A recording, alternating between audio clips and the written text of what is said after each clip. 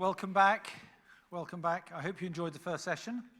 We're going to be building on that this morning and then this afternoon and obviously into tomorrow, focusing on innovative strategies in supply chain planning and management. And I'm really delighted to say that first up, we have from BMW, Michael Tomuschat, who's the global lead of customs and export control governance. And like most of the car industry, I think right now, there are some big challenges. Are there not? So Michael's going to give us 20, 25 minutes insight into that, and then we'll have 5 or so minutes for questions at the end. Michael, big hand for Michael, please.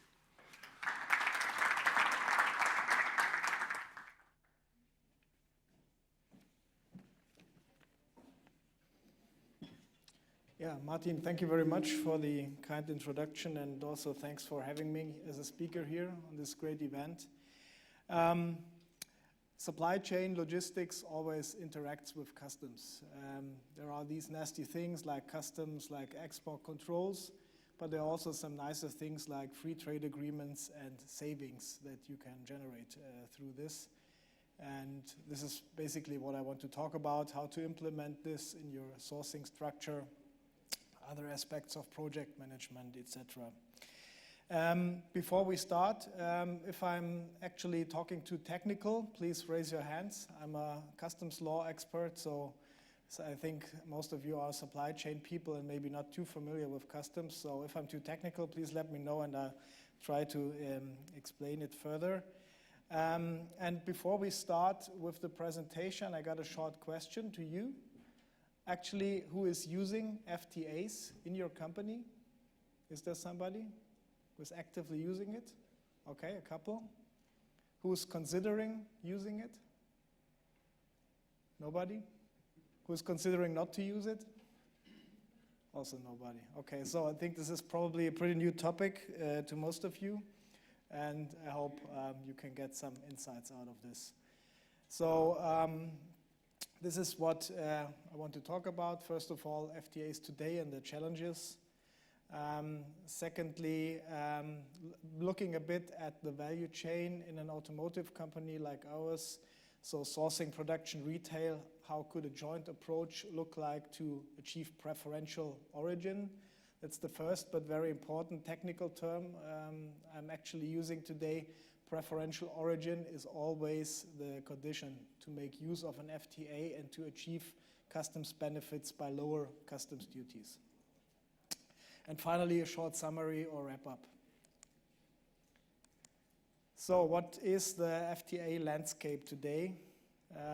Here you can see that the EU has quite a high range of FTAs. Some of them are very actively used, like the EU South Korean FTA, like EU-Mexico or EU-South Africa. Others are of minor importance. And this is basically a global landscape. And if you invest the time to look at this at the WTO website, you can see that this is really a spaghetti bowl. And it's really hard to identify if you are impacted by high customs duties in your company like we are. So to give you some figures, we are paying about 4 billion euros yearly for customs duties globally, but we are also saving about 2.2 billion through FTAs and other measures.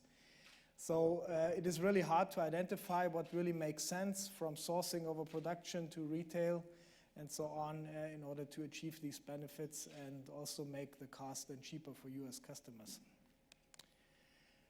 So actually FTAs, the very important ones I've mentioned here, of course you have the ASEAN FTA, you have the EU FTAs, you have NAFTA.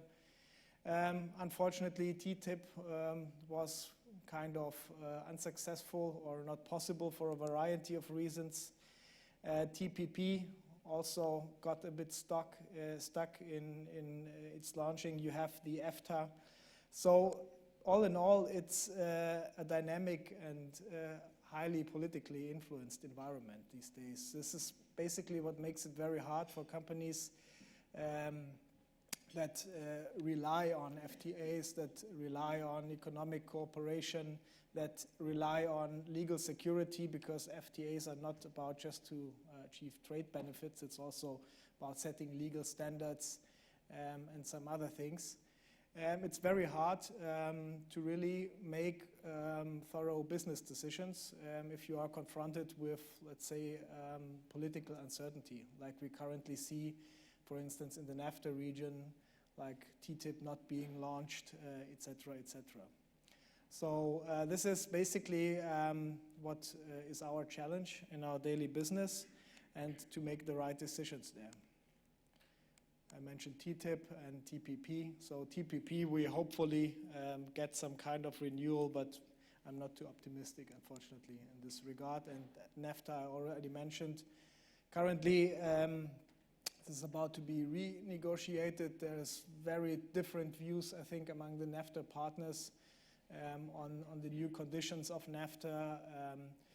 There is basically additional duties being set out among NAFTA partners. This is also something very new we are seeing in this regard.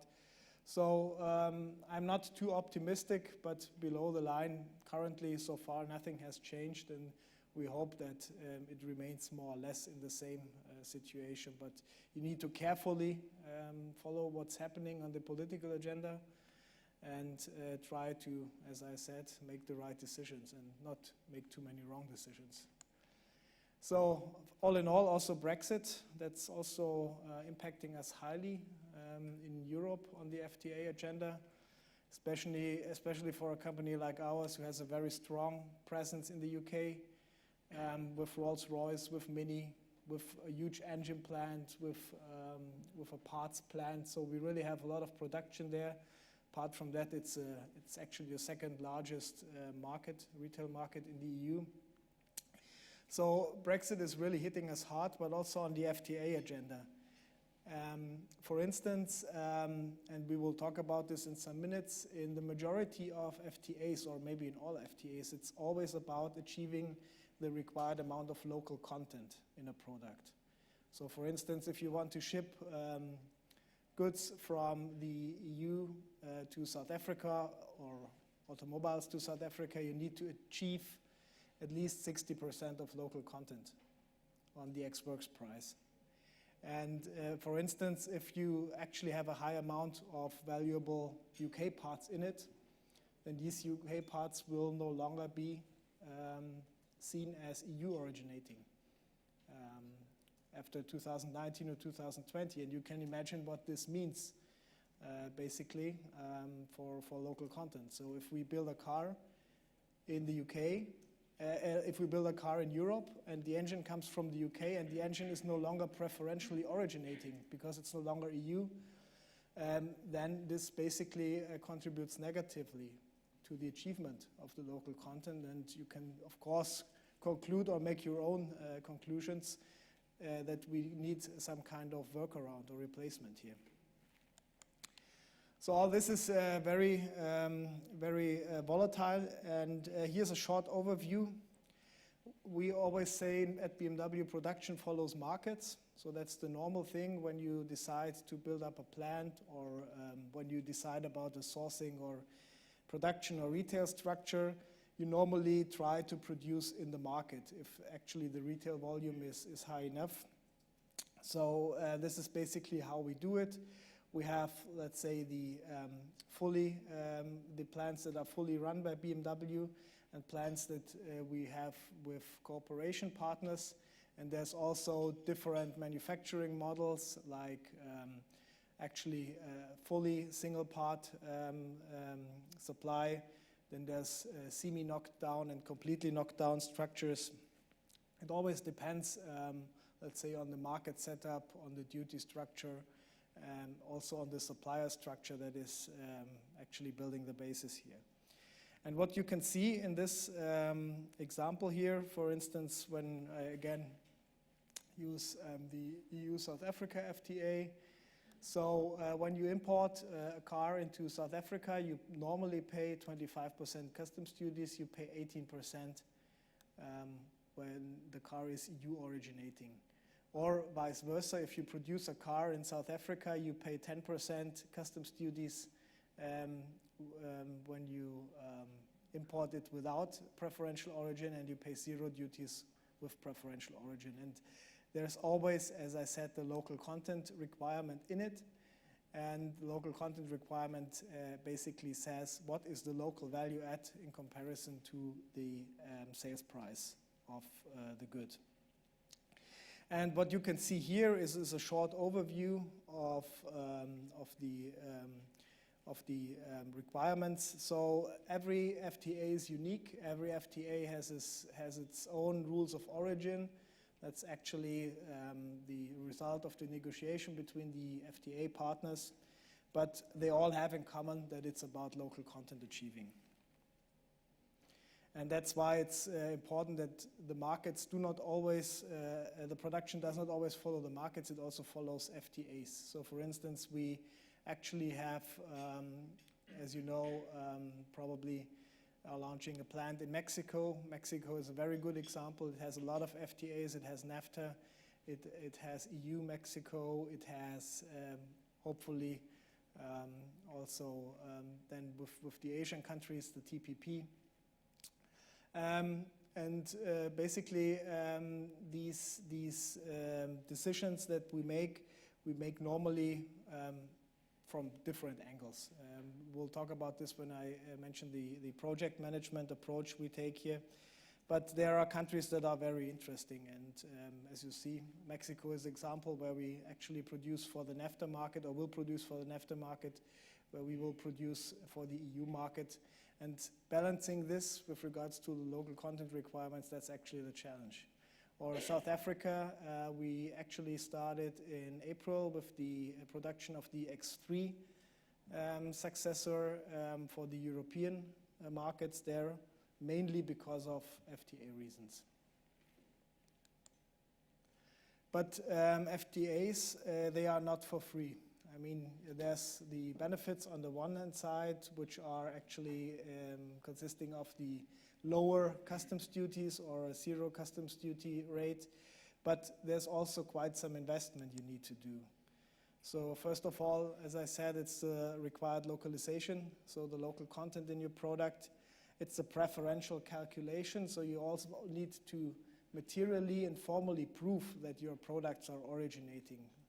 And for a company like us, where almost no product is equal to the other, this means that we have actually one calculation per product. And this is very, very hard, because if you go on the internet or go to your local dealer and configure your car, then you can have exponentially high variations of options, etc. And all this needs to be considered in the IT solution. So you need to have a thorough IT solution. This IT solution needs to interact with your local ERP systems or your corporate ERP systems. And you also need to have the right people, right? So if you're starting with the launch of an FTA use in a country, you need people who can manage this locally. This is, if they are not familiar with the topic, also kind of a ramp-up and enabling effort. And then also the formal proof of origin. So depending on the FTA, it's either a self-declaration or actually a certificate of origin that you need to apply then with customs authorities.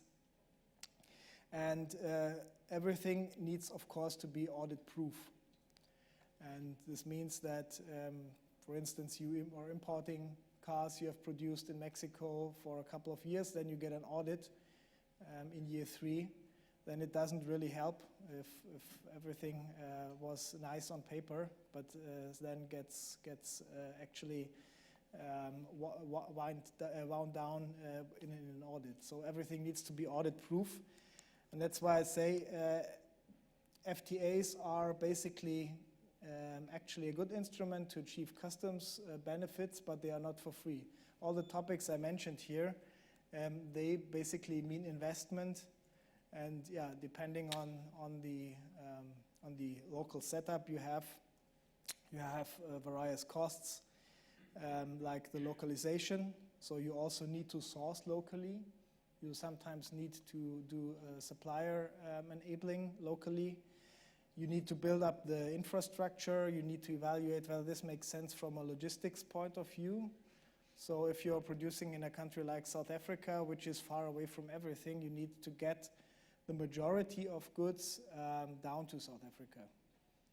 And in the EU FTAs, it's the case that localization can be achieved through locally originating products or through products that originate from the EU.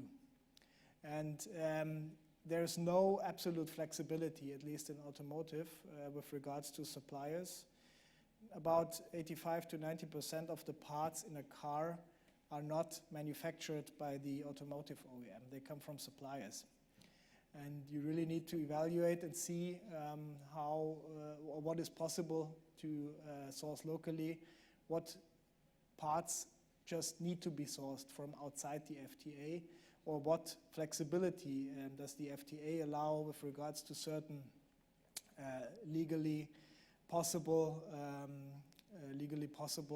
options that you have in the FTAs, even to delocalize. That brings me to the next topic. How can you put this into practice? How could a joint approach look like to achieve preferential origin? That's a bit of an insight how we do it or how we have done it, but of course you need to look at this specifically, what fits to your company.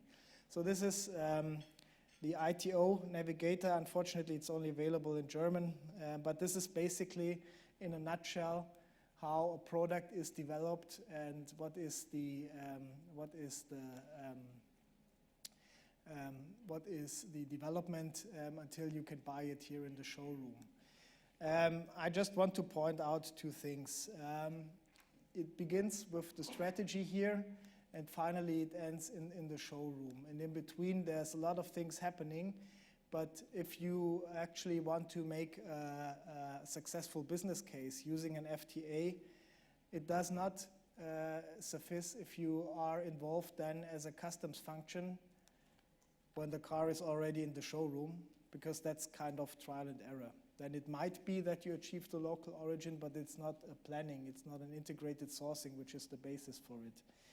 So it is necessary to be here in the strategy team and to follow the whole cycle throughout the whole development.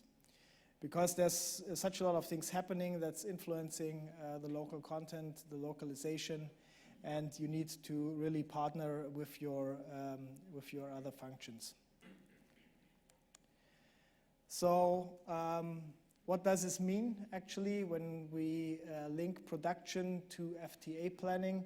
So as I said, 20,000 components, 90% about are from suppliers.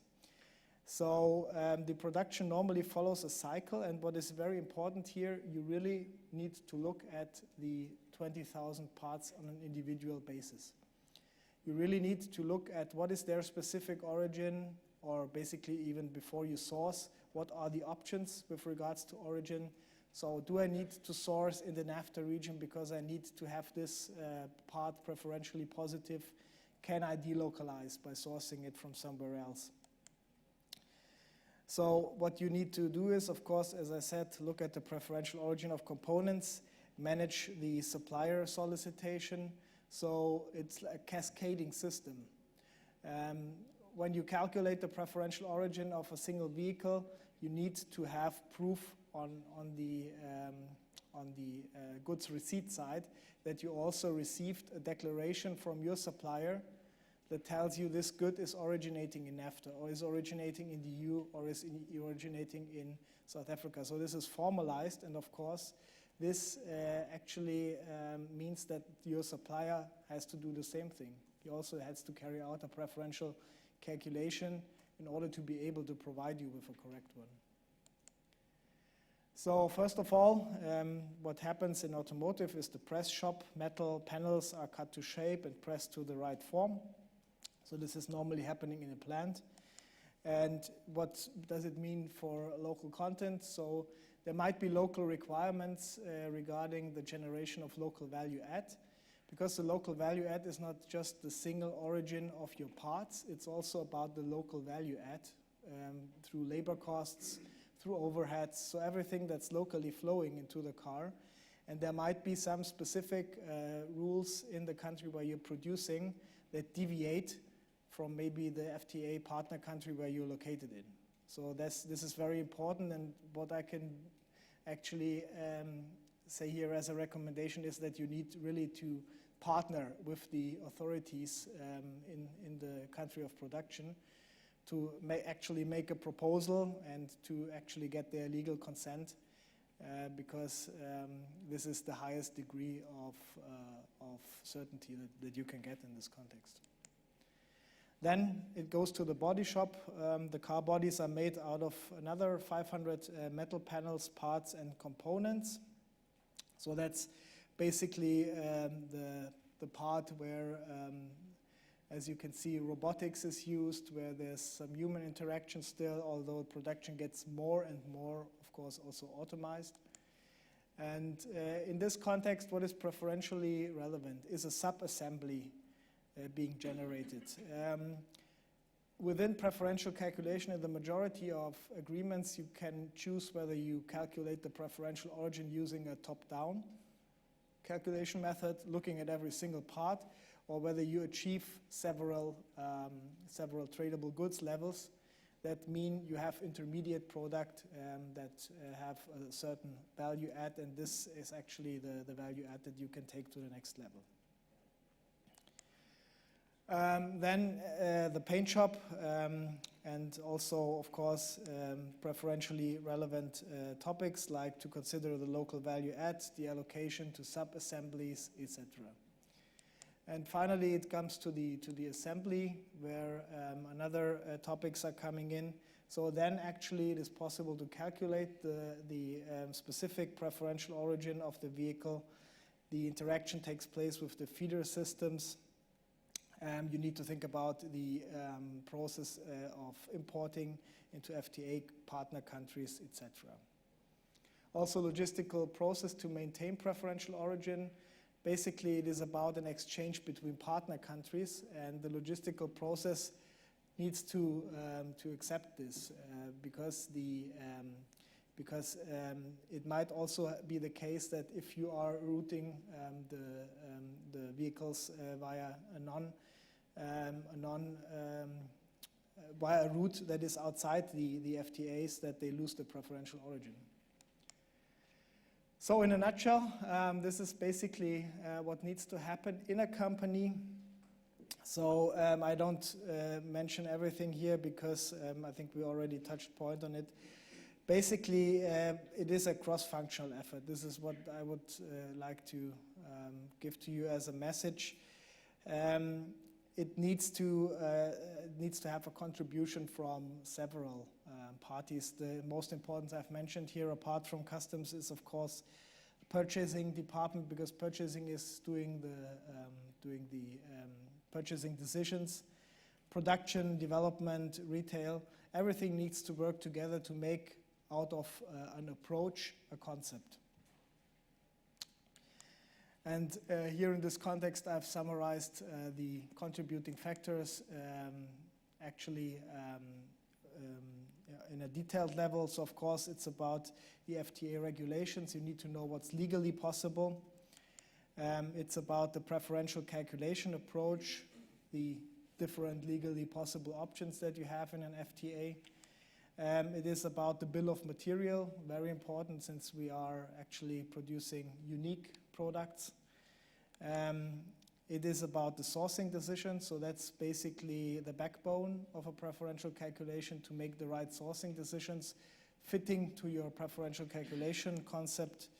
Supplier solicitation, so that's the formal side of things, that the suppliers also give you the preferential origin as you legally agreed with them before you made a contract. Logistics, very important. So the logistics concept, the packaging needs to be considered. Logistics costs also contribute positively or negatively to the local content achievement, depending on the specifics. Currencies also play a big role. So especially when discussing the value add of components, but also the ex-works price, which is the assessment basis for the local content determination. Yeah, production, the various factors I already mentioned. Special topics, this is actually then coming out of the FTA, coming out of the local application of the FTA. And finally, transfer pricing, very important. If you are selling the product in an intra-company structure, it is of course necessary that the transfer pricing is acceptable for customs purposes and also for tax purposes. So below the line, you need to monitor throughout the whole process that I mentioned. You may remember the picture, the local content. And of course, as I said, it's really a challenge to do a thorough projection, because we are producing unique products, but these products or the local content decisions, they need to be made before the product is produced. So you need to decide on certain varieties and carry out a constant projection of your local content depending on the actual decisions you have made. As a summary, what you need to do is actually to make a project out of it. It is a bit kind of naive to say that local content is achievable without any invest. So first thing is you need to have budget. You need to have an integrated sourcing and preferential calculation concept. This needs to go hand in hand. You need to have a preferential calculation IT solution. So if you have the opportunity to meet, for instance, like a company with MIC who is present here, please inform yourself and also choose the right IT solution, because this is also kind of a backbone of the whole topic if you want to have it done audit proof, and if you actually cannot produce preferential calculations on an Excel base or something, if your product is just too complex. ERP interfaces, of course, very vital point, interacting with the preferential calculation solution, but also to actually give you the right data. Then business project integration of other functions. This is actually what I mentioned. Supplier solicitation, so bringing your suppliers on board, not talking to them 5 minutes before production, but really actually making them aware of the meaning of their supplier declaration, and also making sure in the sourcing process that the origin statement that they need to give to you is also on a thorough legal basis. So when you make your purchasing decision, it needs to be in the contract that the product is, for instance, EU originating, if this was part of your negotiations up front. Then the customs processes and approvals, that's self-explaining. So this is in a nutshell everything, but the roof is documented processes. If this is going to be a constant and sustainable thing, then it needs to be documented, because people are changing functions, and this also, in case of a violation, gives you the right amount of legal certainty. So this is it. Thank you very much, and yeah, hope you enjoyed the FTA Insight. Michael, thank you. Big round of applause. I think we're out of time for questions from the floor, but just one. Well, firstly, I just want to apologise for Brexit. It's not a personal thing, but Oxford is my hometown, and it's where the Mini is made. And so seeing that and just recognising the headache we've given you. What a headache, I'm sorry.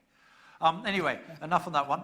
The question is, and it's always the interesting question, when you're trying to integrate something like free trade agreements into your logistics operations, where do the hiccups occur? Actually, the hiccups, they are mainly to determine the right cost allocation.